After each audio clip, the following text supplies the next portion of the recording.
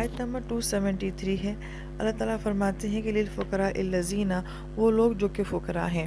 فقراء لفظ جو ہے یہ فقر کی جمع ہے، اور فقر کہتے ہیں کمر کا ٹوٹ جانا، یعنی کسی انسان کے اوپر اتنا بوجھ ہو کہ جس کی وجہ سے اس کو محسوس ہو کہ اس کی کمر جو ہے وہ ٹوٹ رہی ہے، تو اسی سے لفظ جو ہے وہ فقیر بھی بنا ہوتا ہے، کیونکہ اس کے اوپر اس کے معاشی حالات کا بوجھ ہوتا ہے۔ پھر فرمایا کہ احصروا فی سبیل اللہ، وہ لوگ جو کہ روک دیے گئے اللہ تعالیٰ کی راہ میں۔ احصروا کا لفظ جو ہے یہ حسر سے ہے، اور حسر کا مطلب ہوتا ہے تنگ کرنا، اور اسی سے لفظ حسیر بھی بنتا ہے۔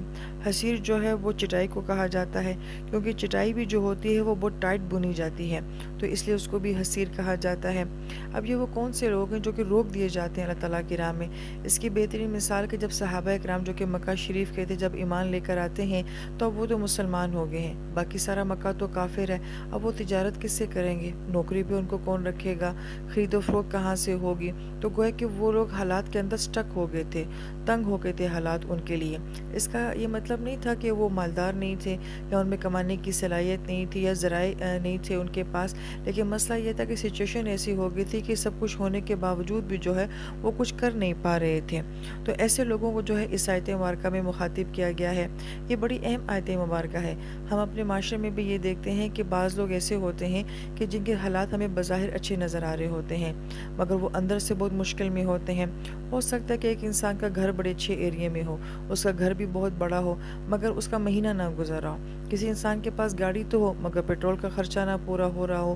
تو ایسے لوگ جو کہ صلاحیت والے تو ہوتے ہیں، بظاہر مال والے تو ہوتے ہیں، لیکن کسی مجبوری کی وجہ سے جو ہے وہ روک دیے جاتے ہیں، وہ ان کا کام آگے چل نہیں رہا ہوتا۔ تو قرآن یہ کہتا ہے لا یستطیعون ضربا فی الارض، وہ استطاعت نہیں رکھتے زمین میں چلنے کی، یعنی کہ ان کا کام سیٹ اپ جو ہے وہ چل نہیں پا رہا ہوتا۔ یحسبهم الجاہل، تو جو نادان لوگ ہوتے ہیں، جاہل یہاں پہ مراد جو کہ سطحی نظر رکھنے والے، جو صرف اوپر کے حالات دیکھتے ہیں، اندر جھانکنے کی کوشش نہیں کرتے۔ اغنیاء، وہ ان لوگوں کو مالدار سمجھتے ہیں، من التعفف، ان کے نہ مانگنے کی وجہ سے، ان کے پاک دامن رہنے کی وجہ سے۔ پاک دامنی سے مراد یہاں پہ ہے کہ اپنا دامن ہر ایک کے سامنے نہیں پھیلاتے رہتے۔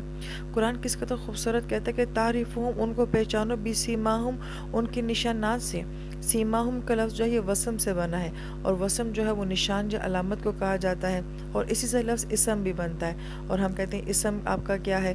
تو اسم کیونکہ انسان کا نام جو ہوتا ہے وہ اس کی شخصیت کی ایک علامت ہوتی ہے، اس لیے نام کو جو ہے وہ اسم کہا جاتا ہے۔ لہٰذا فرمایا کہ ان کے چہروں کے اوپر جو نشانات ہیں، یعنی کہ ان کے چہروں سے پریشانی جھلکے گی۔ وہ منہ سے تمہیں کچھ نہیں کہیں گے، مگر ان کے چہروں کی اداسیاں تمہیں بہت کچھ بتا رہی ہوں گے۔ لا یسألون الناس، وہ نہیں مانگیں گے لوگوں سے الحافاً، الحاف جیسے ہم اردو زبان میں لحاف بولتے ہیں، اور لحاف کے اندر کانسیپٹ کیا ہوتا ہے کہ وہ لپیٹا جاتا ہے، تو یہ لوگ کبھی بھی لوگوں سے لپٹ لپٹ کر نہیں مانگیں گے، کبھی بھی ان کے سامنے اپنے حالات کو کھول کے نہیں رکھیں گے، لہٰذا ان کو تم نے خود سے پہچانا ہے۔ وما تنفقوا من خیر، بس اگر جو کچھ بھی تم خرچ کرو گے خیر کے لیے، کیونکہ ایسے لوگوں کو دینا بعض اوقات بہت مشکل ہوتا ہے۔